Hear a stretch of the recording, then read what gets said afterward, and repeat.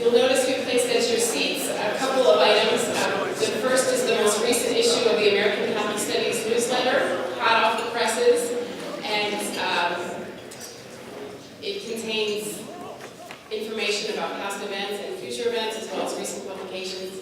It will be sent out as a PDF this week, but we wanted you all to have an early copy, and I'd like to thank Shane Albrecht of the Cushman Center and Catherine Osborne of the Cushman Center for the editors, respectively,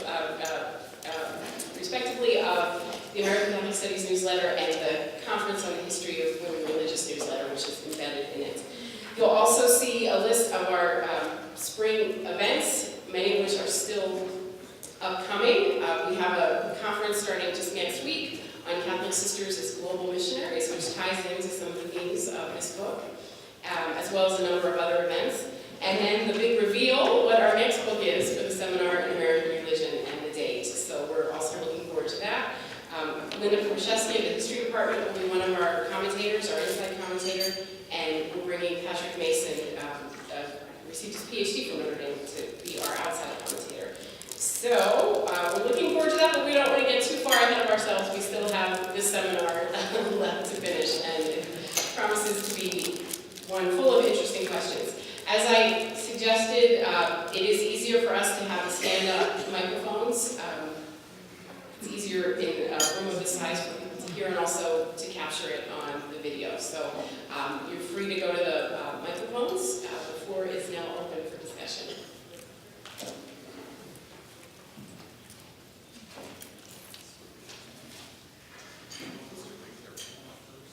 You could just go form a line. If it gets unruly, then I'll cross that. This crowd is usually...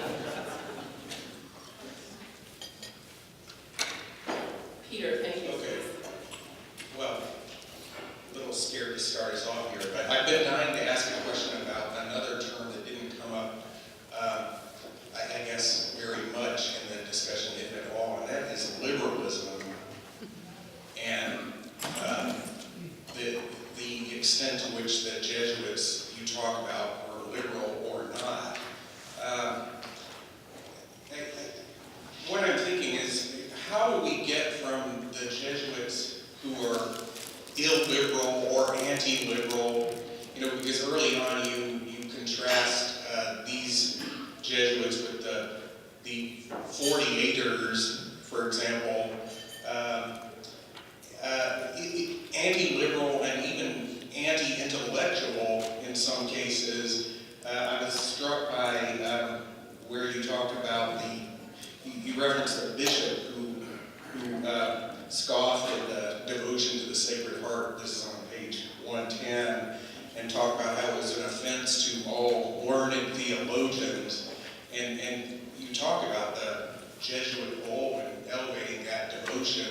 And so, that's one example of almost a kind of anti-intellectualism, too, in the eyes of some of the Jesuits' opponents. So how do we get from this anti-liberal, even possibly anti-intellectual movement to the Jesuits of the magazine America and Pope Francis, too, by the end? But America comes into it briefly toward the end. You mention it, but I think of that publication as an example of American Catholic liberalism, at least in very recent years. Thanks. So, Peter, you should introduce yourself here. Oh, I'm sorry. I'm Peter Tucson from IUPUI.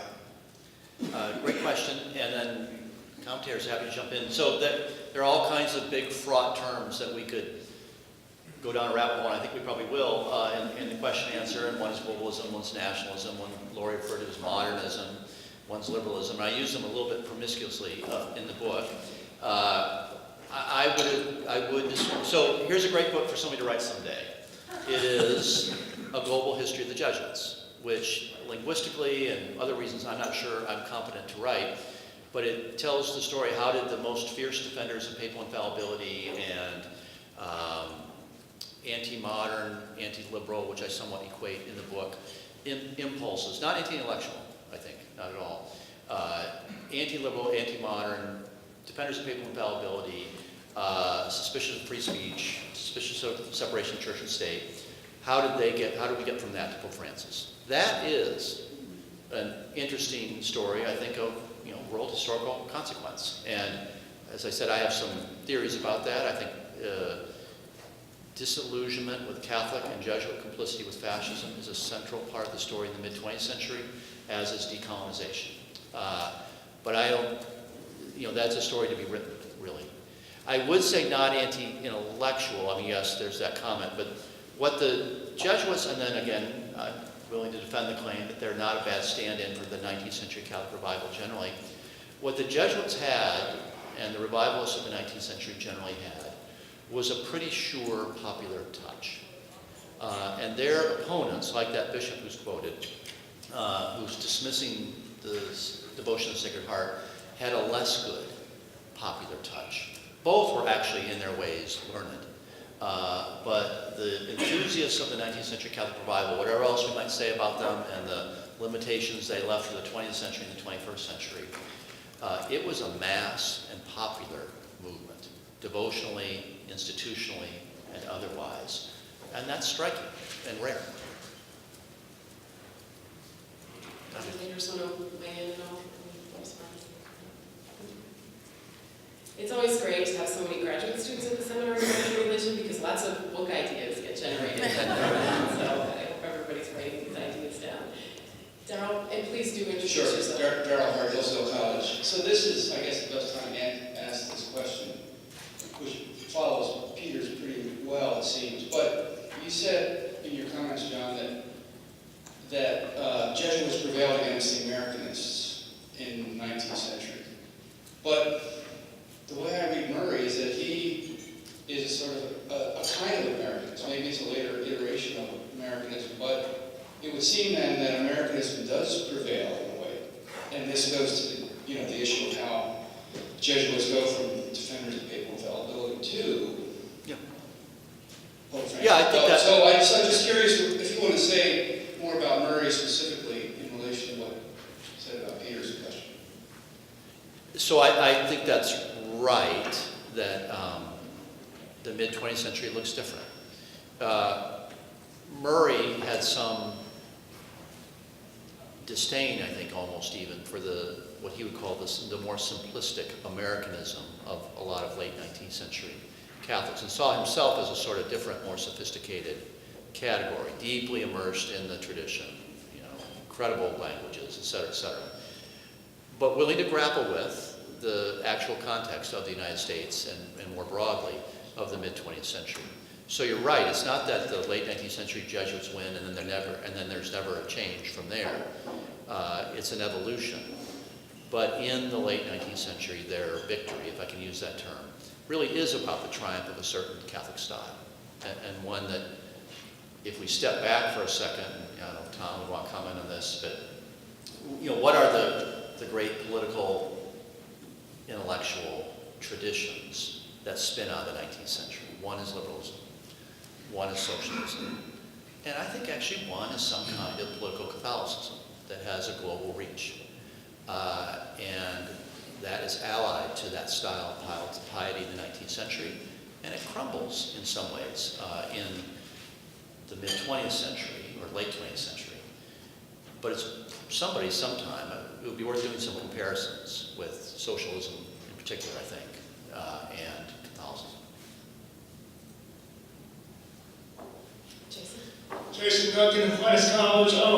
John, you started the book with two non-Jesuits, Adams and Jefferson, who not very happy to correspond with this development. We're going to start the book. They disagreed on some things, they agreed on this. And in the late 18th, early 19th century, J. Goldman, who was here for years, he said there was a Republican interlude in the United States after the Revolution and before the anti-Catholicism of the 1830s. And I wonder, I think he touched on this a little bit in the first hearing, but what do you say more of the restoration of the Jesuits in 1814? And then by the 1820s, Ray Allen Billington, in his brilliant book, The Protestant Crusade, He says that no global cry is raised already. The Republican interlude sort of is over. In the 1830s, there's open anti-Catholicism in the U.S. And I wonder if you could say a little more like how much the Jesuits coming back contribute to that. Thanks. I think significantly. And so, if I were to paraphrase your question, it's what does this Republican interlude, that is a more democratic or egalitarian style of Catholicism, less threatening in the late 18th and early 19th century, what does that mean historiographically? And then are the Jesuits a part of the reaction? I think the answer to the second question is easy and obvious, yes. And there's a fear of the Jesuits. I will say, for all the brilliance of Jay Dolan's big synthesis book, which I think is still unmatched. It's obligatory during Kushba events. Right. Use the word brilliant to describe Jay Dolan. He's in Florida, but he knows. He knows. But, yeah, I want brilliance on the record here. And for all of its brilliance. I don't think, and so Luca Condagnola, who's, University of Genoa, is here and has published this marvelous article in the William and Mary Quarterly, more or less saying, Luca, you should jump in if you think I've got this wrong, that what we used to think was American. Oh, these Catholics are becoming American, they believe in the trustee system, and they don't want tyrannical pastors. Now looks as more of a global phenomenon. And you see the same thing in Newfoundland, you see the same thing in almost the whole British Empire, really. And that makes you step back and ask, what was really American about this at all? It was actually more of a structural phenomenon within the fact that there are very few priests, there's very little Vatican oversight, et cetera, et cetera. And around the world, it gets kind of crushed by the 1830s and 1840s, and this new Catholic style emerges. So Jay was right to identify it, but maybe not quite right in saying that this springs from particular American circumstances, because you see the exact same thing happening in the British Empire, which doesn't have the traditions of democracy, egalitarianism that Jay thought inspired that particular Catholic Republican moment. Michael? Michael Skaggs, Notre Dame. John, you have a line at the end of the book where you say that in the church today that Manila and Kapaa are more important than Milan and Cologne. And at first glance, that seems clear. But in another way, that depends on a very certain metric, right, to say that those places are more important. So I'm thinking, what does this story tell us about the notion of centers and peripheries? Because I read most of the book thinking of the United States, the Philippines, and everywhere else as sort of peripheries to the Roman center. But maybe that's not the way to really think of it. Because if we think of that, then does that mean that Milan and Cologne are now peripheries in the church? If Manila and Kapaa are the booming centers? So that's not really the clearest question, but what does this book tell us about that framework and globalism? No, I think that's a great question. You have to, there's a little bit of writerly abandon. Can you imagine how much pleasure I had from saying that, Manila matters more than Milan and Kampala matters more than Cologne? Just the alliteration, isn't it? It's very, you have to at least let me have that for a moment and delight in that. But, so a week ago here, this is this little Catholic zoo, right, Notre Dame. Every species of Catholic is represented at Notre Dame. Represented, cultivated, identified, diagnosed. And we had the Cardinal Archbishop of Manila, Tagle, who some people think will be the next pope, was here a week ago. Some people here went to dinner with him. He probably is more important to the future of Catholicism than the Cardinal Archbishop of Milan. You could argue about that. But, and is the Cardinal Archbishop of Kampala more important to the future of Catholicism than the Cardinal Archbishop of Cologne? Maybe not. The Germans have a lot of money, and et cetera, et cetera. But the general point is we're in this moment of a historic shift in this global institution to the global south. I don't think that's arguable in terms of demographics, ultimately in terms of influence, sensibility. My family goes for vacation every summer to a lake in really remote Minnesota, northwest Minnesota. And we go to Mass at this little church that was founded in the, just want to note for the record, we're going to Mass on our family vacation, okay? Very elegant ways. Yeah, no, it's not a big deal, but, and there, the last 3 years that we've done this, the pastor is from Bangalore. Okay, that is a new world. In other words, there aren't enough vocations within that rural diocese, and they're importing priests from around the world to staff that diocese. So this is, I mean, this is deepest rural Minnesota. Every person in the congregation is out of a Garrison Keillor monologue, and there we are. And so that is a striking phenomenon. That's really what I mean, is that the Global South, in this institution, we look out 20, 25 years, is going to be only more important. Peter? Peter Williams, Miami University Emeritus. I just wanted to follow up on Peter Tuson's comments. And some time ago, I was doing some reading around in the earlier issues of America magazine, and it was certainly not liberal. That is a clerical version of Commonweal. It was pretty conservative. This is back in the 20s, and I wonder if you trace the path of argument or ideology or theology in America over the 20th century, you might find a little more gradual unfolding of a change in attitude than your admittedly your telescoped conclusion suggests. Yeah, but I actually think that supports my claim. That is, I don't think America Magazine at its founding in 1909 was liberal. This was still a journal of that Catholic revival and had all the political associations associated with that. The name itself is significant that they chose America, which I think would have been inconceivable if they had founded a journal of opinion in 1850. And of course, the big journal of opinion that had influence all over the world is Civiltà Cattolica, which is called Catholic Civilization. So I think that's very striking that they chose that name in 1909, but it's still part of that Catholic revival, and you're absolutely right, it's a slow change, and I think it's really the 60s, the 1960s, where you see the big shift. Una? Good morning, I'm Una Cadigan from the University of Dayton. John, one of the things I really like and really appreciate about the book is that you let the stories speak for themselves. I mean, that takes real self-control as a writer, especially as an academic writer. And I see now from your explanation this morning what your sort of goal was for that.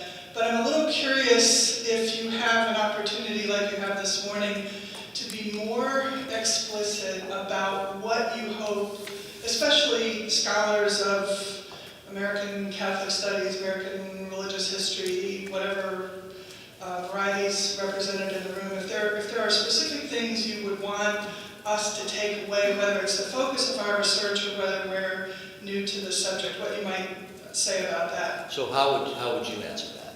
What? You know what? I thought he'll probably ask me. And I will tell you, but I'd also say I'd be curious to hear from the commenters, and I'll tell you after I hear what you do. Very, very. She was prepared. Very mysterious. Yeah. I'd be interested in our commentators. You know, if there was one thing that they thought would be useful coming out of the book, what they thought it might be. I hope it's this. Laurie quoted the sentence, there's an opportunity for historians interested in Catholicism, even as only part of their project, to do history in local, national, and global registers. And I think there are other ways to do that. And I think for graduate students in the audience, you have to think about what's doable. And I love Tom's initial comment that a lot of global history is really just about context. It's not you're doing research in 10 different places. It's about, are you aware of a global context that can help inform a local story? But I do think historians who have any interest in Catholicism have an unusual opportunity because there's actually an institution that you're tracking a little bit. And those are the kind of projects, not just religious history, but political history and economic history. It seems to me the profession is moving toward that. It might be very local, you're doing one town, one place, and that's a wonderful thing to do. But the people who did, for example, New England town studies in the late 60s and early 70s, that was the hot thing, and that was great. They didn't, I think, do a great job of setting in the global context. Now, there's a limited amount of that you can do, but you didn't actually learn much about the Reformation in those town studies or other things. And to even gesture to that, I think, is the way, I hope more books do that. How would you answer? When I was thinking about the question, I was remembering being in Rome in St. Peter's Square in 2003. And if you remember, the global news story was that it was the canonization of John the 23rd, Pius IX, and 3 other people. And I was there for one of the 3 other people. But every time John the 23rd's name was mentioned, everybody clapped a lot. And whenever Pius IX's name was mentioned, there was silence. And I think for a long time, we've thought we know the story of the 19th century. It was a story of kind of retrograde recalcitrance, and then we saw the light, and now here we are, we're sure where the future's going.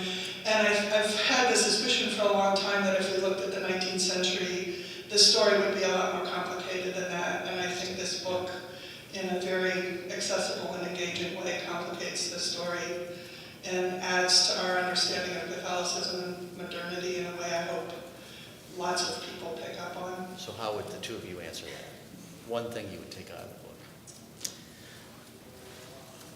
I think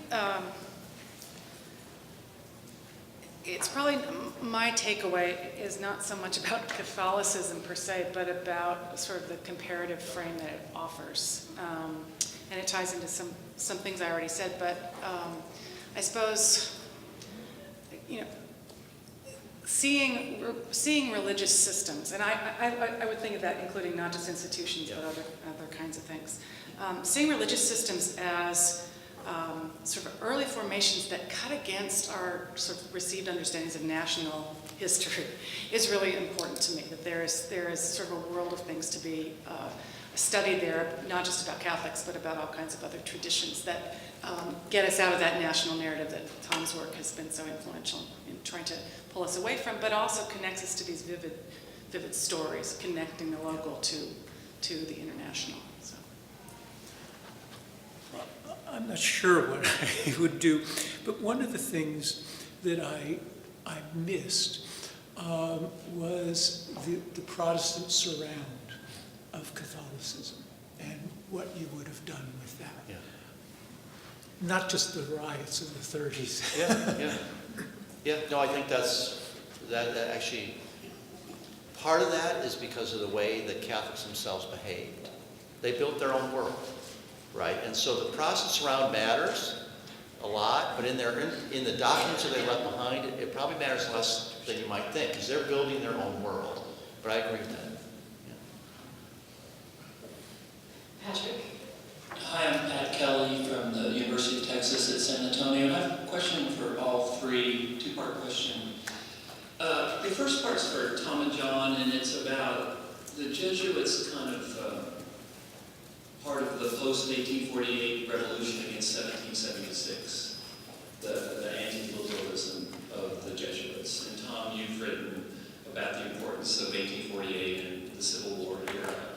And the change over time that you trace, John, where we go from that kind of anti-liberalism and agnostic about emancipation, I was really struck in the book that no Catholic priest signed a petition against Kansas-Nebraska Act. Yeah, not a single one. Which must have been quite jarring for Northerners in the 1850s.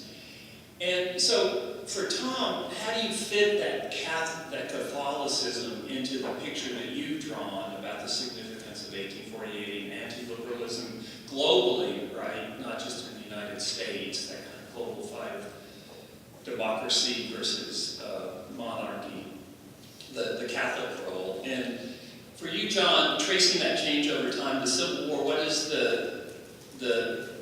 with I guess his name is Ireland, that we move to the shift where we have America. What do you see, Civil War reconstruction? What has changed? And then for Laurie, one of the things that really struck me, John, was the creation of separate institutions. And Laurie, I would like kind of a comparison and then kind of, I guess, a truce with the state by the 1890s. A comparison with Mormonism and the separate institutions that the Mormons created, and then the truce that the Mormon church came with in the United States, and how you would compare that to the Catholic experience. Okay. Well, I'm not sure I have an answer to this, except that as far as I'm concerned, in the U.S. case, 1848 is the beginning of the Civil War. And so I will put this in the context of the Civil War, which we know at least the Irish Catholics are powerfully against at the Great Riot, or destruction even in New York City. Mostly race is about race, but it's not only about race, it's the Democratic Party, which is pro-South, and the Irish are deeply into that. So they're not a part of a revolutionary operation at all. On the other hand, they're also so marginalized also, which is so why pretend you're in it when you're out of it? So I think that may be part of it too, but I guess that would be my guess.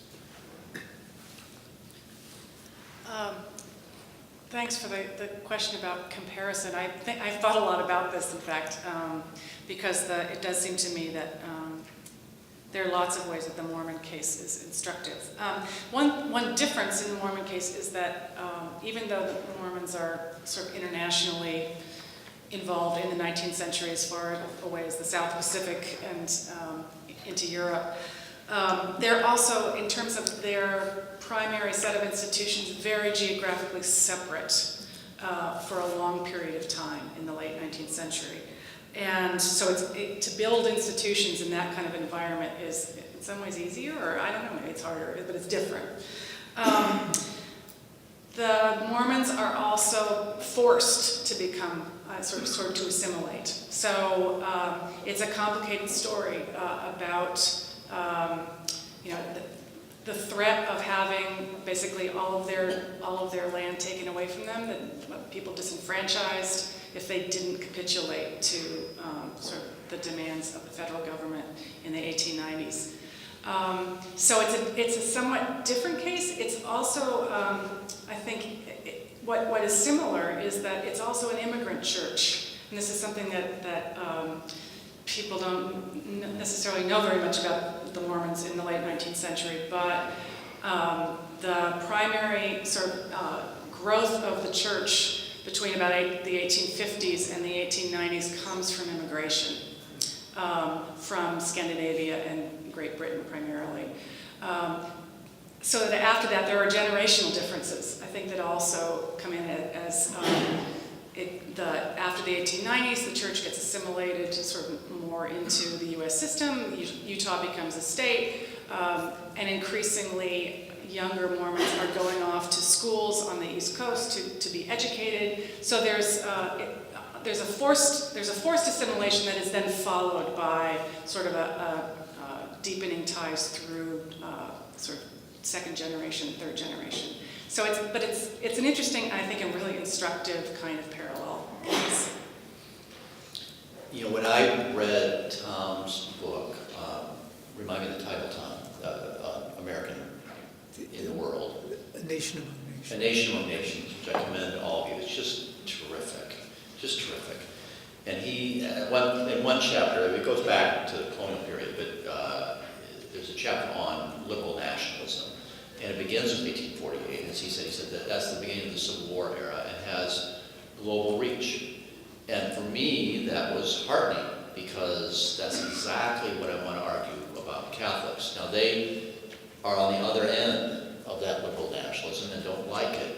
But 1848 is a fundamental trauma for them. The expulsions of the Jesuits, of course, but just the turmoil in a lot of Catholic Central and Western Europe, and then Catholic Latin America too.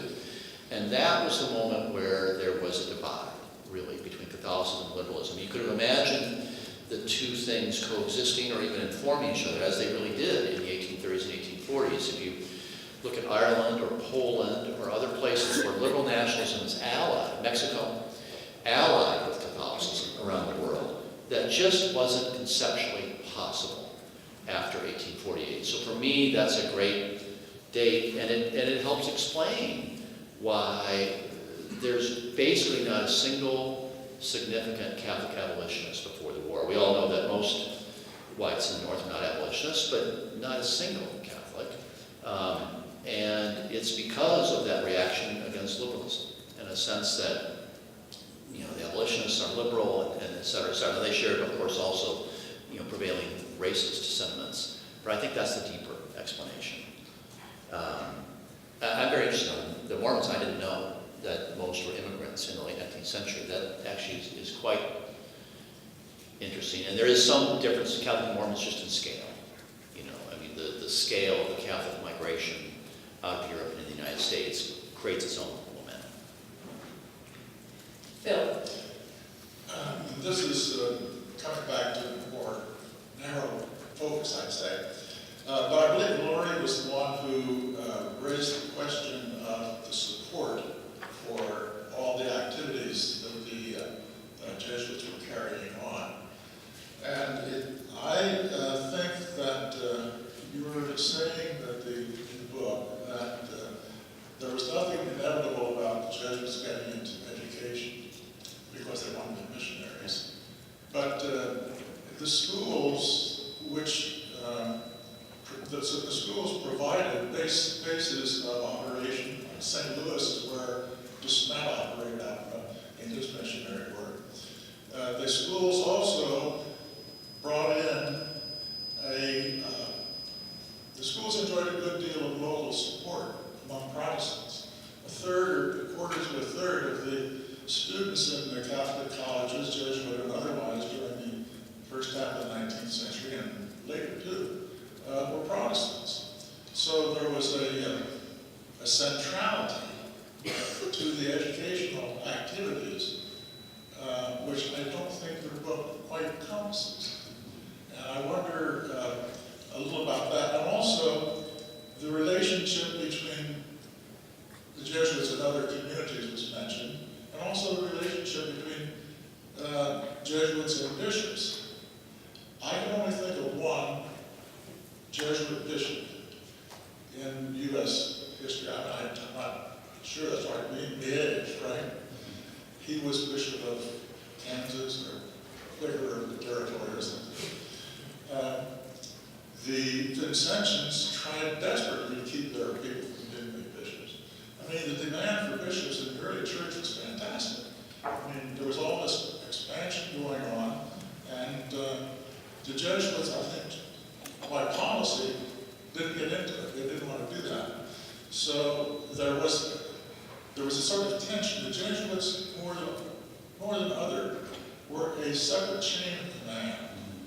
And there was not always the best of relationships there. And I don't recall your discussion of St. Joe's in Philadelphia. I don't believe Tom Castellan is there. So I can say that St. Joe's is not one of the most prominent or even representative of Jesuit institutions. But I think there's more there than you cover. And it would also raise the question, how did their educational activity get change with the larger change in overall ideology, worldview that we're talking about? How did that impact, or was it visible in the institutions, particularly higher education? Thanks for that. This is Phil Gleason, Professor Emeritus here. And follow the money, Laurie said, and that's true. I think, and I didn't do much with that. One interesting dimension of the money is that a lot of the early money came from these missionary societies in Europe. That is associated with princes in Bavaria and France, and Catholic Europe nobility would give money to support Catholic missions in North America. But the vast bulk of the money, as Phil alluded, I think came from educational institutions and then running parishes, where they raised money for their activities in a fairly normal way. And they're always scrambling for money. There are always complaints that there's too many homilies about raising money for the church or the school, and that's a perennial issue. On the schools, what I would highlight there is coincidence, really, the extraordinary coincidence of the fact that the American educational system is built up in the 19th century, and that's the moment when the Jesuits arrive, and they quickly see the passion for education, and they move into that. Now, they had a long history in education, of course, but if you contrast the voluntarist system in the United States with certainly many European countries, there was more of a window in the United States for Catholics to build up their own educational institutions. And so you go to France right now, there's very little Jesuit educational presence because there wasn't as much opportunity. There was some, but not a lot in the 20th century. In the United States, there was a huge window because anybody wanted to start a college. And basically every religious group did start a college, and many failed. A few of the Jesuit colleges failed. But in the end, you end up with the educational sector in the United States. That even now, I think it's something like 15 or 20% of undergraduates at four-year institutions in the United States go to religious colleges. Not a huge number. The state sector vastly outnumbers it, but not a trivial number either. And that's a function of the opportunity that presented itself in the 19th century, and that is a way to raise money, and they just flow into it. And indeed, as early as you know, Phil, as early as the late 19th century, they're complaining to each other that they have too many colleges. And what are we going to do about that?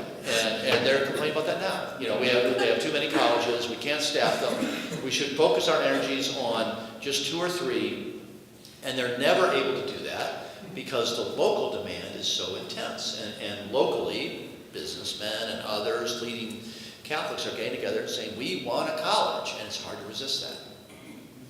Can I just add to that it strikes me from your comments, Philip, that another way to introduce more sort of gender parity into this discussion about a primarily sort of a male order is to look at sort of issues of who's raising the money and where that happens, especially in the local parish level. I don't know, but I imagine if the same thing is true here that was true with Protestant missionary societies, it's the women holding fundraisers and bazaars and all these ways in which they are themselves supporting the institutions. That's another book project. But that's true. And certainly in terms of subsidizing the education system, the labor of vowed women would be crucial here, which is an important part of supporting that. Great point. Mel? Mel Gill, Valparaiso University. John, I want to ask about Italian Catholics, the Italian you mentioned here. And I've done some hanging around with Jesuits in the American West lately and learned that almost all across the West, it was Italian Jesuits that were crucial. You're absolutely persuasive that Catholicism is an international institution in the 19th century for sure, but it's also an Italian institution, or certainly at the center and the top. So I just like some further reflections on the ways in which that dimension may have played into this. And particularly, I think, given the story you're telling, that there was nowhere else in the mid and late 19th century where the battle between liberalism and Catholicism was fiercer than in Italy. So I wonder if some of that got refracted over here, and then the perceptions of Catholicism as an Italian institution, how that plays in with the Jesuits and Civiltà Cattolica, all that kind of thing. And then, in the American story, it's interesting that those Jesuits, that sort of died out as they don't generate, but then the great Italian migration into the United States in the late 19th and early 20th centuries is a quite different thing. So just some thoughts on Italian Catholics and Catholicism. So here's I'm going to put Tom Benner on the spot. Did I hear correctly in your bio that you went to Santa Clara? Yes. So did you know that was founded by Italian Jesuits? Oh, yes. Okay. I guess I didn't put him on the spot. But you see, I went there as a Jewish basketball player. I was a peculiar case. I was recruited for the basketball team and came from a non-practicing Jewish family. So they were very cosmopolitan. But Mel, you're right. The thing I debated for a long time, I can read Italian, so I have some ability there, but even the 19th century letters are hard. I debated doing a chapter on the Jesuits who end up in Albuquerque, who are Italian exiles, and I just in the end didn't do it, but it would have been kind of cool. There is one great book, actually, super thorough and smart, on Italian Jesuits by the late Jerry McGreevy. And in a way, I thought he had done that work for me. But there are about 500 Italian Jesuits who leave Italy. You're absolutely right. They are consumed with this conflict in Italy between the state and religious institutions and the Vatican. They're kicked out. They don't just leave. And they come from Turin and Naples and a little bit from Florence. And they primarily go to the west. And so it's Italian Jesuits that found Santa Clara, that found Seattle, that found Gonzaga, that found, now in the Final Four today, right? And a cluster of Italian Catholic institutions. The West was less, there was some, there's quite a good book by Lynn, I think it is, that has a big chapter on anti-Catholic sentiment in California in the 1860s and 1870s. There is less. They're the first institution. And so in New Mexico, for example, the first public schools are run by exiled Italian Jesuits, and the curriculum and the books and everything else are in Spanish in the first public schools. So it's a very different environment that they come into. But yeah, I feel like it fits very nicely into my story, that they are cosmopolitan but not liberal. They are exiled in the 19th century. About 500 of them end up in the western United States, working with either Indians or with migrant Catholic populations in the big cities. They turn very quickly to founding educational institutions, and over time, the American-born Jesuits who inherit those institutions try and disentangle them from their Italian roots. And so it's no longer wine at every meal. It's, Santa Clara has a kind of extraordinary Italian garden that they planted in the 1850s, and that falls into, isn't as cultivated, et cetera, et cetera. So. John, I'm going to jump in, use the mention of it. The book is Brokers of Culture, and we did discuss it in a seminar on American religion probably around 2008 or something like that. And one of the questions I asked Jerry McGreevy then, who is himself a Jesuit, and really the archival work that he did for that book was very impressive, what the difference was for him being a member of the congregation. Because I think at that point I was trying to get myself into some archives run by women religious and not doing very well. So in my frustration I said, does it make a difference if you're being an insider? And it was a question that stumped him a bit. I think he hadn't realized his insider status and what difference that made in terms of access, but also interpretation. So I wanted to ask you to talk about your experience with the various Jesuit archives. One, in terms of access, how easy it was or how difficult, and then what the fact that you're not a Jesuit might have added to the story and made it different from the story that McGreevy was telling in Brokers of Culture. Obviously not a Jesuit, and how did that change it? I think there are disadvantages. So I don't think I do that well in the book, and I think it's a hugely important topic that historians shy away from, is their spiritual life. And interpreting their spiritual life historiographically and in a context. I've got a few paragraphs in there about the spiritual exercises, and I think you can claim that they're read a certain way in the 19th century and then read a very different way in the late 20th century.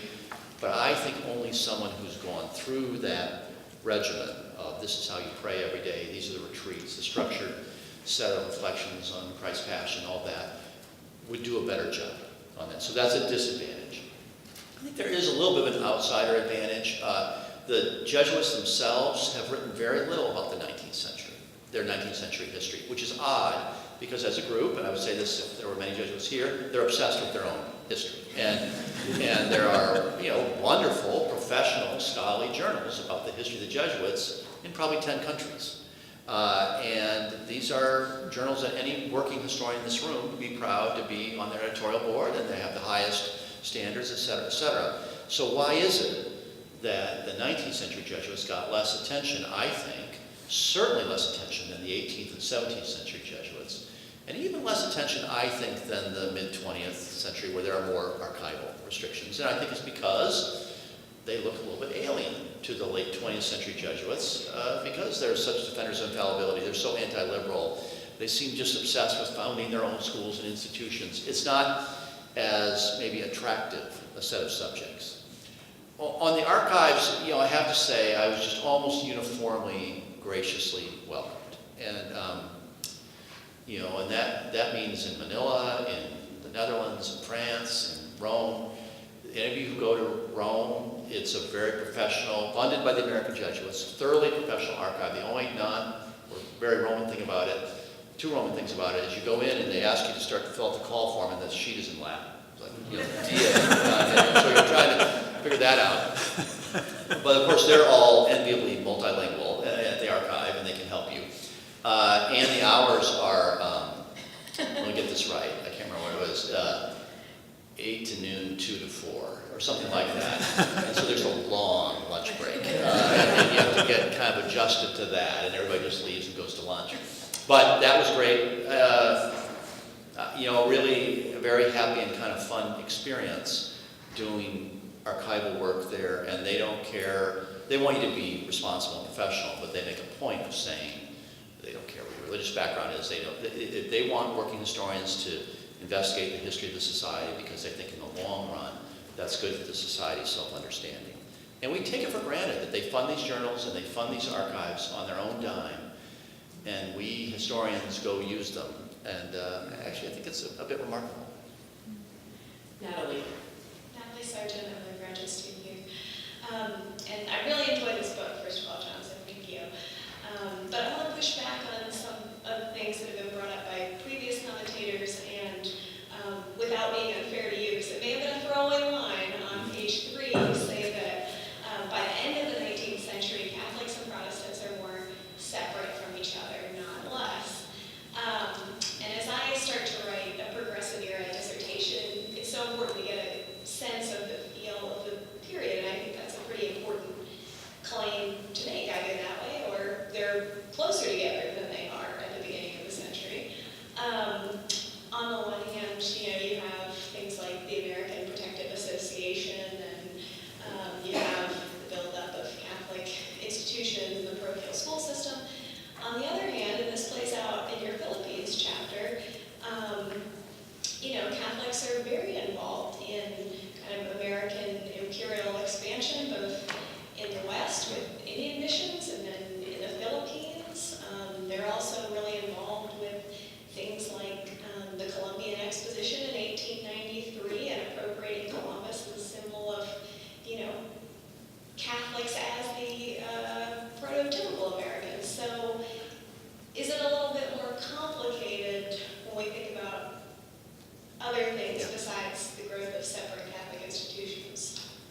So that's a great question, really good. And it is, I admit, a little bit of a provocative sentence where I say Catholics and Protestants were more separated from each other in 1900 than they were in 1800. So how can I defend that? Because there is some counter evidence. But the defense would just be this separate institutional empire, and that the Catholics build as a way to segregate themselves. Of course, it's only partial. They're in a mobile, modern society. But nonetheless, if you look at leading Catholics, of whom there are very few in 1800, I think they are more integrated into elite society than they are in 1900, for example. And I think the schools and institutions have all kinds of segregating effects. There's not a lot of evidence on intermarriage rates, but some of the evidence suggests that it does go down. And I could be proven wrong on that. All of which, there's a German historian, and the footnote to that paragraph is that references a German historian named Olaf Blaschke, who has, in German, a pretty famous article where he says the 19th century is a period of new confessionalization. And so the Reformation, early modern historians have often talked about this period of one of confessionalization, separating out of Catholic and Protestant what was a kind of broad medieval world. And he's saying the 19th century, in Europe certainly, but I think he would extend it to North America, is a new confessionalization. And I think that's kind of right. And it's a way to give a bigger picture. So there is evidence to the contrary. I knew it was a little bit of a provocative thing to say, but I think there is an argument there. Andy. Andy Mack, Notre Dame. Congrats, John. I'm wondering if you can speak more about how your narrative in the book intersects with that global phenomenon of war. So we've spoken quite a bit about the Civil War, 1848 as an example of how Jesuits divide from the nation. But I'd like to hear more about 20th century, in the early 20th century, the War of 1898, World War I, as this example of, in many ways, how the narrative arc is moving towards Jesuits and Catholicism more generally embracing the nation, not dividing it.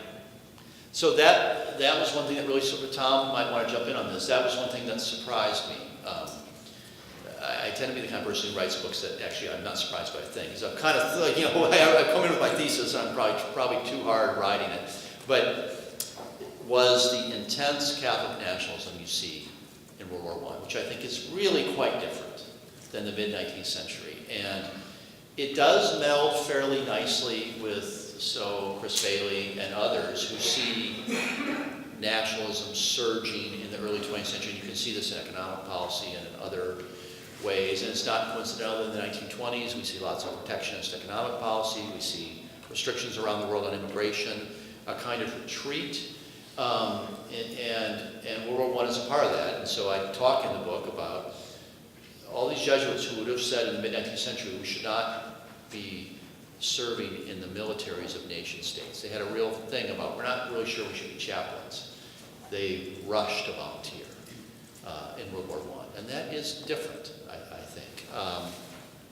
1898 feeds kind of nicely for me into the story on the Philippines. And there too, the Jesuits are sort of thrilled and surprised to be asked to be, in a way, a part of the imperial American presence in Manila. Now it's different because they're not government officials, but they're mingling with government officials, and government officials, American government officials, are sending their kids to the Jesuit high school in Manila. And so that is a different thing. Jesuits are denounced on the floor of Congress multiple times in the 1870s. We should not have Jesuits in the country, we should think about banning them, et cetera, et cetera. And then 30 years later, they're meeting with Theodore Roosevelt and Taft. And that's an exciting moment for them. I'm Dan Gorman, University of Rochester. I'm curious with the narrative of moving from illiberalism towards liberalism over time, and even though your book ends with sort of the progressive era, I'm curious what you think of the role of Jesuits during Vatican II, American Jesuits who are embracing their liberalism so much they may want reforms that go beyond what the Vatican wants. Okay, that's a big question. It is interesting. I don't think there's a good book written on the Jesuits of Vatican II, oddly enough. There are on all sides of some of the issues, and so there are Jesuits who are quite conservative, but the bulk of them are reformers in the Vatican II context. And that plays into the larger question of how they get from the 19th century to that. And I've said a couple times, I think a lot of the global story, which doesn't have that much to do with the United States, honestly, is a dismay at Catholic complicity with fascism, not Nazism, but fascism, in Italy, Spain, much of Latin America, and a recognition, and this was Murray, that Catholics simply building their own institutions maybe wasn't the way to go. There had to be some more engagement with the modern world, and Jesuits are at the center of that discussion. And then I think the other big story, which I alluded to already, is decolonization. And there are all these Jesuits around the world, and they're realizing by the late 40s that the political context is going to be very different. So in France, there's all this discussion about what is going on in Algeria and Madagascar, and what are we going to say about this or do about this. And I think those two contexts help push toward just a new sensibility of what the church should be that comes out in the 1960s. Doug Ambrose, Hamilton College. I wrote this down, it's a multi-part question. Okay. All right. Was the anti-abolitionism of the Jesuits and Catholics more broadly, which you say was part of the rejection of liberalism, grounded in their opposition to what they saw as a theological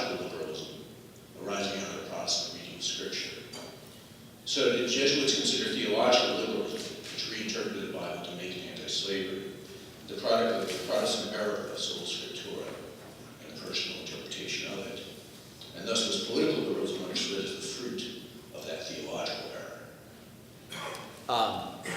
So if only Mark Noll were here, right? This is his bailiwick, and here's what Catholics said. So Protestants, and by that you mean a high percentage of people living in the United States in the 1850s, are engaged in an intense, consequential argument about what does the Bible mean for slavery. And there are sharp divisions. And probably the strongest argument, if you're a literalist, is that the Bible permits slavery. But there's certainly an argument that the Bible, in its read correctly, does not condone slavery. In fact, criticizes, attacks slavery. How do you suppose Catholics responded to that debate? What did they say? They took some glee in this debate, and what would be there? Not very charitable. There those Protestants go. They have no authority to decide what the right interpretation of Scripture is. Of course, they're going to disagree on the Bible and slavery. The few Catholics who wrote about it, I think, tended to take the Bible permits slavery line of analysis. So it's worth remembering that kind of sobering point. But they saw that as a larger function of the Protestant inability to control the interpretation of Scripture, and that's how you end up with Mormons, right? And people to whom these exiled Jesuits just seemed bizarre to them, and that's the real problem. So they actually took some glee in the Protestant debate over the interpretation of slavery, and didn't feel ashamed to say, we are relying on the kind of Catholic Church's tradition and wisdom, which would be slavery is not a great thing. We're not like those white Southerners who's trying to make the argument that slavery is terrific. And they were very explicit, which is interesting. They were very explicit in rejecting the idea that whites and blacks were different species. That was so counterintuitive to Catholic theology and philosophy. They really went after that, but they were quite comfortable in saying, listen, maybe abolition should go slowly, it's too disruptive, and look at the people who are advocating for it. They are political liberals who don't have any respect for inherited institutions. And so it's not in a way a pretty picture, but that's kind of where they were, I think. And then later, but what's amazing is it goes up until the 1950s. So John Tracy Ellis, who's this big figure in this little subfield and wrote this mammoth biography of Gibbons and was the kind of the first modern U.S. Catholic historian, if you can call him that.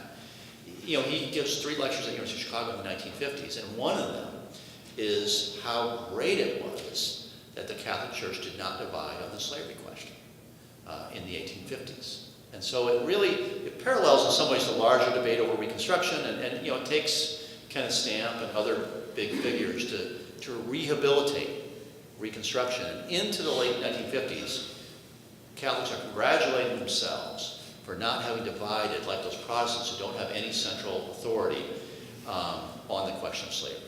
Whereas today we might look at it and say, wow, there aren't any Catholic abolitionists. There aren't, Catholics didn't divide, but they also didn't criticize slavery very openly. They did not look at it that way really through the 1950s. David. Hi, I'm David Stowe from Michigan State University, and I wanted to try to get your book in conversation with last fall's book, Robert Orsi's History and Presence. And what kind of stimulated this was the image on page 110, the Sacred Heart of Jesus.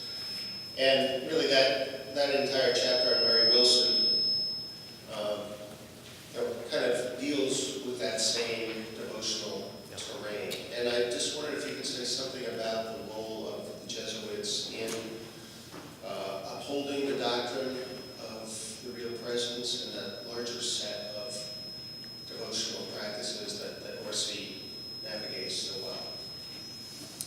I'm a huge admirer of Bob's work, and I've always thought how lucky, I think somebody said this at the last forum, how lucky this little field has been to have a creative presence like Bob Orsi in it. Even if you don't agree with every sentence that he writes, he's been just hugely influential and inspiring.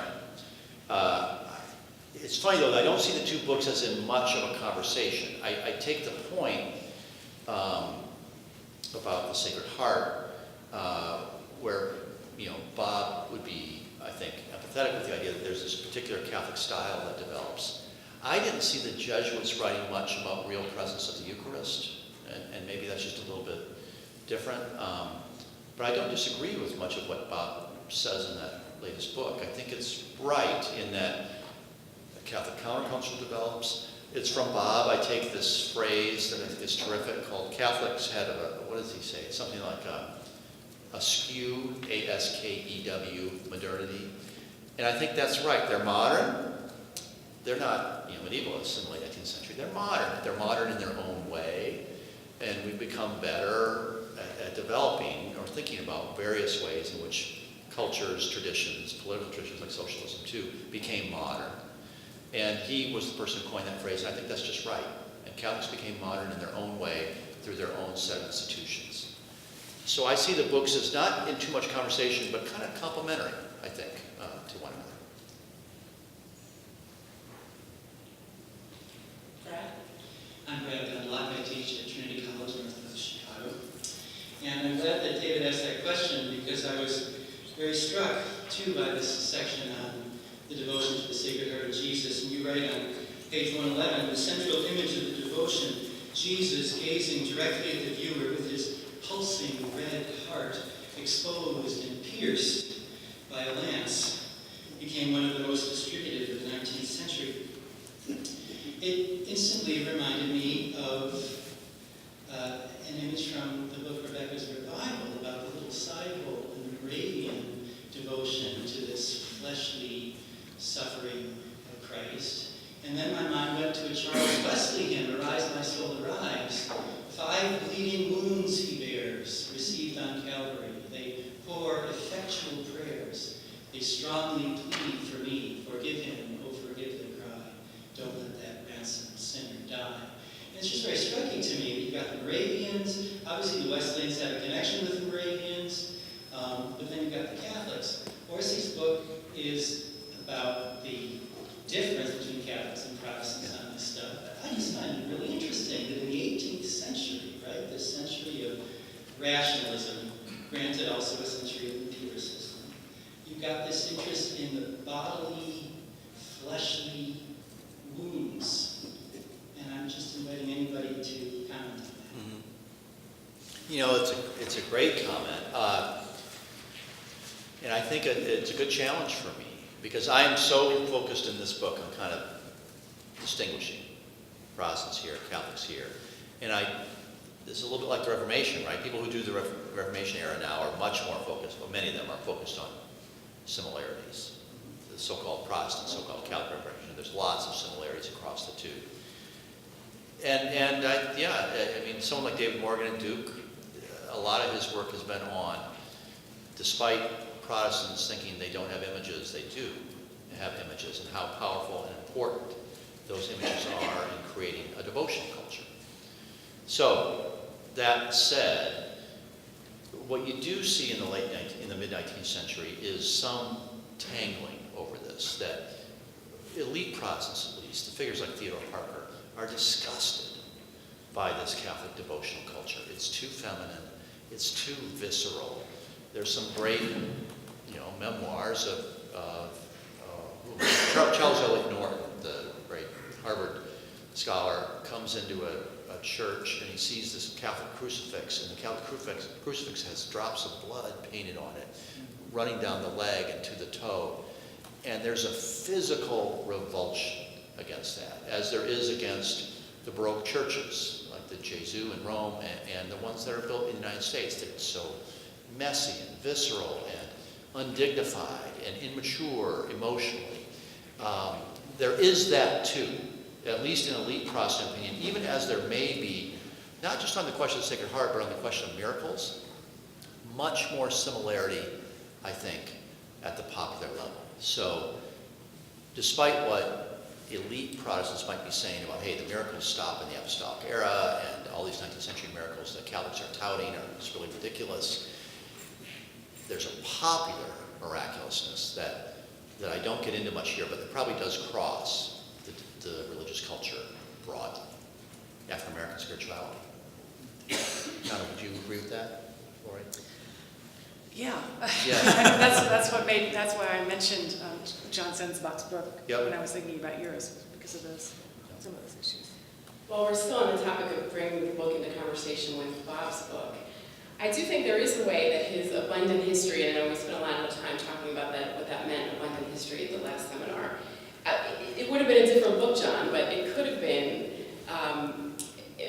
the Jesuits may not have talked about real presence and written about that a lot, but what Bob was talking about is to write a history as if acknowledging that the gods are present, and the spiritual exercises, when you talked about doing more with that, and I was also thinking the film Silence and how Adam Driver and Liam Neeson actually did the spiritual exercises to prepare to act in those roles, and maybe you should have done that, John. Maybe you should have just taken some time off, a nice sabbatical, and done a 30-day retreat. Listen, if I get a call from Martin Scorsese, I am picking up the phone and I'm happy. But I think the sense that that God was intimately present in their lives and they were doing that. I think that there are interesting ways these books could be brought into greater conversation. So thank you for those questions. Scott? Well, I was about to sit down because my comment was similar to this, and you've already made it, so I'll do it quick.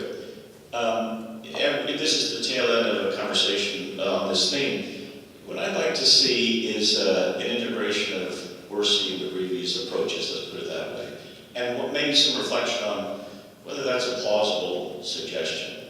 John, you mentioned before when someone asked, well, you're not a Jesuit, so how did that impede the work? And you said, well, I haven't taken the exercise, I'm not a Jesuit. On the other hand, Orsi and others who write about spirituality and practice haven't necessarily gone through those practices. So one kind of specific question for you is there writing or were there sources on Jesuit spirituality in the 19th, 20th century that are available to draw on to get a deeper sense of that spirituality? Because the reason I think this is important, it's unfortunate that these, as you pointed out, Orsi's text and yours really don't intersect. But it would seem that the Jesuits are motivated in the things you care about and should be focused on, the political history, the institutional history, the global, the missionary. One presumes there is a profound impact of the exercises of their spirituality, of constant reminders of the discipline. Or if there's not, one question would be at the global reach and spread when they're engaged, how do they maintain that sense of interiority, spirituality, the exercises, even when they're dispersed? How do those practices continue in a global context? And how does that change their orientation to their work? I mean, these are all questions relevant to what you're doing. The larger question is how do you bring together, and it's not just John, other folks can talk about this, how do you bring together those kind of approaches, a kind of institutional global history, but one that is, if not an abundant history, integrates in an effective way that interior motivation that's rooted in spirituality for the good? How would you answer that?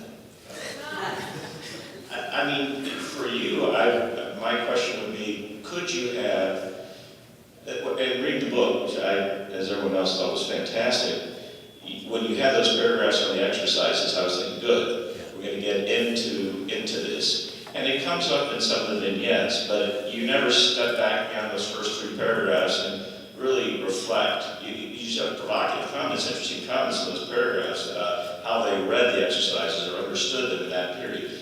So I guess one question would be, could you had that been, how much of a question was it for you in writing and thinking, I got to worry about this? That's one thing. And if it was a question, what did impede you from pursuing it? Is it the lack of testimonials or even interviews, ethnography, within the Jesuits themselves? They're obsessed with their history. This is a big part of their history, the exercises. So could you, I guess, the question is, could you have done more, not becoming Bob Orsi, because Bob brings his own sophisticated, interesting imagination and much more theoretical concerns than, he gets criticized or praised depending on your point of view for that. Is he really a I'm not asking for that and what you're doing, but could you have within your own framework, worried about it a little bit more and had more material to work with? So I think the answer is yes, I could have worried about it more, and I think there probably, I'm almost sure there is material. There are fewer diaries than you would think for Jesuits in the 19th century. They weren't diarists by and large, and so a lot of the source material is this correspondence back and forth, telling their superiors, be they in St. Louis or be they in Rome, what's going on. Okay, that's a lot of, now that source base is staggering. It's immense. Thousands and thousands of letters if you did the whole corpus. But that isn't necessarily how am I understanding my spiritual experience. It's more, hey, here's what's going on, here's what we're worried about, here's the money problem in this parish, here's the good news in that school. More broadly, if you think about, and you kind of alluded to this, what is Bob really interested in? And what am I interested in? They're somewhat different things. In that Bob is wrestling with kind of perennial what is religion questions that animate people in religious studies, probably more than they animate people like myself who came from a very conventional U.S. history background. And so I'm concerned about the narrative, how do we fit Catholics into the narrative? Bob is historically less concerned with that. And that's given him a wonderful freedom and creativity. But it's also, if you recall the conversation last fall, some people were saying, is this really even history? What's the historiographical payoff of this? Whereas at least I'm hoping my project, the answer to that question may not be plausible, but you can see what I'm trying to do. So I think there could be a kind of merger, but maybe neither of us is equipped necessarily to do it. Could I just make one interjection here? The Jesuit doubtless was different from time to time, but there was a very great traditionalism about it. Charles Plowden, who was John Carroll's friend and that sort of thing, wrote retreat notes by hand, that were still being used in the early 20th century in the Jesuit operation there in England. I mean, they just hang on to these things. Yeah. Well, it was amazing to me, and this was one of my favorite, may I say, archival finds. The Jesuits had a custom in their houses, where several Jesuits were living together, of reading a text during meals.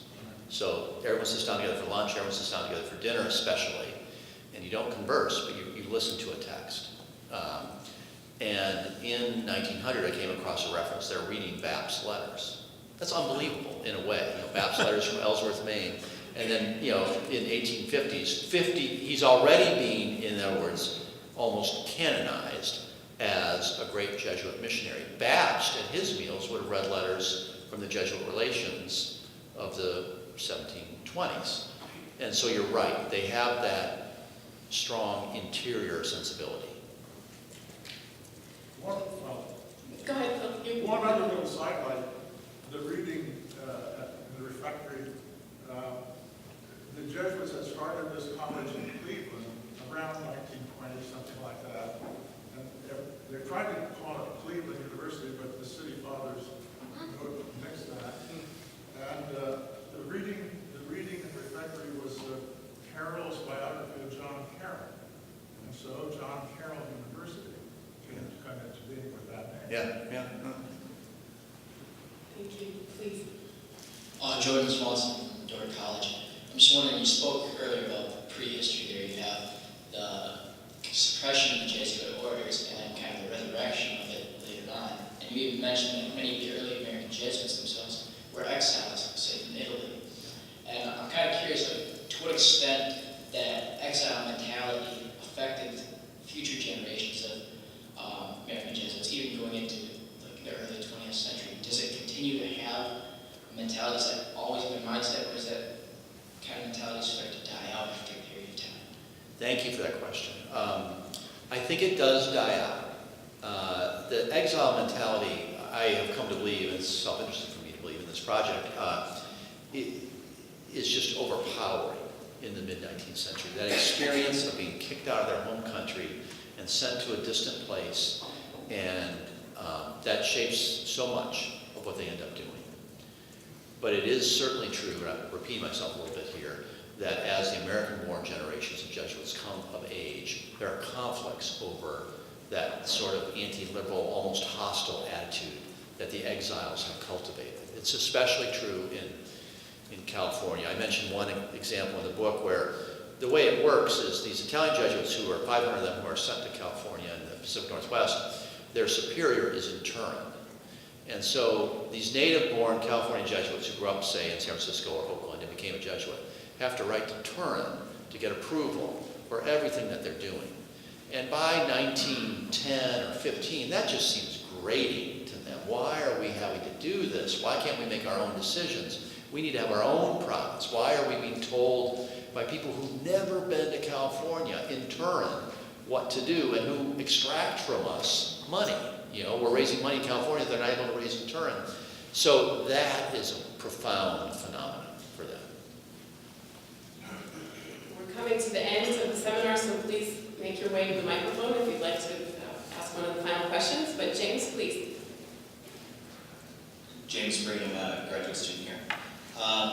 So I take one of the largest thrusts of the book is to trace Jesuit nationalism or relationship to nationalism from the mid-19th century, when you have Jesuits saying that they're a nationless people, to the early 20th century, where they're participating in American imperial the project. But it seems to me that still in the mid-19th century, Jesuits are very cognizant of nationality, very cognizant of almost like which nations are practicing Catholicism better, and thus tying nation states or tying different nationalisms to Catholicism, more or less, depending on how they agree. Is that separate? Are you then speaking, I guess, more of a political nationalism? Is it somehow completely different? Just somewhat in that way. Yeah, you kind of have caught me in a little bit of a tension there, where on the one hand I say the Jesuits are these anti-nationalists, on the other hand they're always saying things like Irish are good Catholics, German are good Catholics, French are terrible. And they meant it. They're encountering these French in Louisiana who don't go to church, who don't seem engaged with what they're doing, and they're contrasting that with Irish and Germans. My only defense is to say, I think they're really talking, they're certainly aware of national and linguistic cultures. What they, at the highest level at least, what they're resistant to in the mid-19th century is the idea that the nation states should extract your highest loyalty. And that's what they seem to see in Germany and Italy and the United States, that you die for the nation state. The nation state is more important than any other loyalty. And conceptually, they're not there. No, it's the family. That's your fundamental loyalty. And the family is in a religious encasement. And nations are good, and national cultures are wonderful. But the nation state, as it's configured in the mid-19th century, seems to them a kind of radical shift from the Napoleonic era or other things where national control and national loyalty is looser. And it comes to play most vividly in the schools, right? The schools in the model 19th century nation states are supposed to produce citizens. And that makes sense. But when the schools seem to the Jesuits and other Catholics as anti-Catholic, there's a real fundamental tension there. Can I just follow? Yeah. Which religious people in the 19th century would say that the nation was the most important kind of loyalty? Well, I don't know if they'd say most important loyalty, but I think that the overlap, certainly in the North Atlantic, between Protestantism and the nation state is just much more deep and profound. That's a different statement, though, right? I mean, I think if you asked theoretically a Protestant, right, where is your greatest loyalty? I don't think they'd say the nation state. So it seems like it's more a question of degree than sort of something qualitatively different. That's fair, I agree. But boy, that overlap is significant. And the state is an arm of Yes. of God. And I mean, the example of, what becomes the German nation state, that's a power, and the providential language in the United States, which most Protestants are very comfortable with, and Catholics are a bit more distant from. That's what I just wanted to say, that Yeah. the Protestants really are linking the Yes. nation and Protestantism. Yeah. And so that puts it.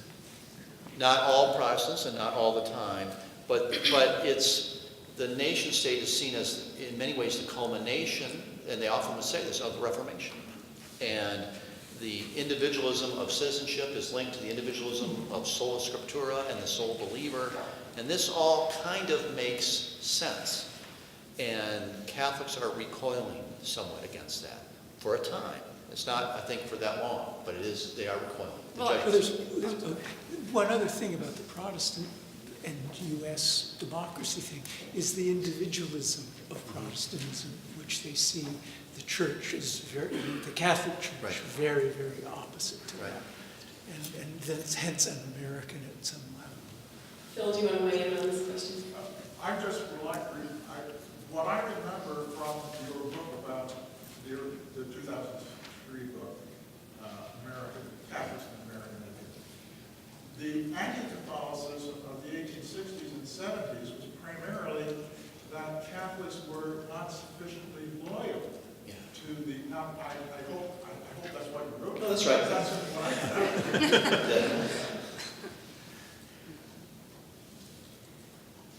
Please. Timothy Riddle from Embattled College, about 10 minutes from here. I have a question about the Sacred Heart piety in the Basilica in Quito, Ecuador, that's dedicated to the Sacred Heart. There's been a historical quarrel in Ecuador, whether it's the Sacred Heart of Mary or Jesus. And it's a pretty profound quarrel that Pope John Paul II tried to settle with a dedicatory plaque in which he dedicates the Basilica to the Sacred Hearts of Mary and Jesus. And in my cursory reading of that section, my sense was that it's all on the Jesus side here. And I wondered if, in my ignorance, if there was another side here in North America, or if that's just a Latin phenomenon. No, my ignorance, I didn't know that about Basilica at the institution where I work. I didn't know that there was that dispute. I mean, a funny thing about writing this book is, right, I'm walking around and there's a Lourdes Grotto and Sacred Heart of Jesus and all this stuff that's, that's more or less in the book. But I was thinking Sacred Heart of Jesus. That was the devotion that the Jesuits, well, they're there at the very beginning with the women religious who have the visions in the 17th century. And they take it global in the 19th century. There's no other way to put it. There's 28 journals devoted to the Sacred Heart in whatever it is, 18 languages by 1900. And it becomes probably, along with the Rosary and a few other things, the core image of Catholic piety in the 19th century. And it's not coincidental that the church here is named Sacred Heart, which I thought meant Jesus, not Mary, but I could be wrong. I actually have an authoritative good. on this. So if you go on a tour of the Basilica of the Sacred Heart by Father Peter Rocca, the longtime rector of the Basilica, and I take all my students as part of Catholics in America classes on that tour, he will tell you emphatically that its full name is the Basilica of Our Lady of the Sacred Heart, and that's what Father Sorin named it. So whatever Pope John Paul II said, but it has been. I'm sorry, that was in Quito, Ecuador. Okay, I thought I heard Quito, Ecuador in there. Yeah, so okay. But in fact, it has been it's a bit of a conflict here because it's been shortened to Basilica of the Sacred Heart. So I don't know. But there is also in front of the main building here, so about a 3-minute walk, a huge statue of Sacred Heart Jesus facing the main building. And so that piety certainly is wrapped around Notre Dame too. Maria. I'm Maria Williams from University College London. My particular interest in the Jesuits in this period is their indirect influence through Catholic women religious. And certainly, in my research about McGreevy, the sisters annually had an 8-day spiritual exercises, usually given by Jesuits. Mother McGreevy always preferred the Jesuits. And it seems to me that they were very influential, but the sisters in the house handbooks don't go into very much detail. I mean, every year there's a couple of lines about how, how they improved their attitudes, they came away well disposed. It's always very, very positive. And I just wondered whether, with the Jesuits you looked at, you found any references to them giving the exercises to Catholic and religious in America, and also whether there's any more sources that I could be looking at. Thank you. They certainly did a lot of retreats for women religious. Now, I don't know much about what the actual content of the retreats was, if it was modeled on spiritual exercises or other things that they in their repertoire. But that was actually a big part of what they did in the 19th century. I allude to it in the Grand Couteau chapter, but they are going to women's religious communities and hearing confessions and giving retreats and offering kind of exhortations, a few of which I reference in the book. And that is a constant preoccupation. And I think they take some pride in doing that, actually. Constant preoccupation for them. They are, now they get paid, I think, to do it. And so that's part of it. But they are visible doing that. Right, well, we're at the end of our time together, so I'd just like to give our panelists a chance for a last word or comment, if you'd like to do that. I just want to thank John again and Kathy for this. It's really, I've been scribbling on my napkin for the last half an hour. So it's an interesting idea. So I think there's this kind of generative conversation where you can do some interesting comparisons. It's been really fruitful. Thank you. And thank you to the panelists. I would make the same compliment. It's quite been a wonderful discussion in such a big room. John, thank you so much for the book and for being present at this conversation. And we'll look forward to scheduling your next book, although you probably won't be seeing that. So. I'd say the tank is really empty right now. So.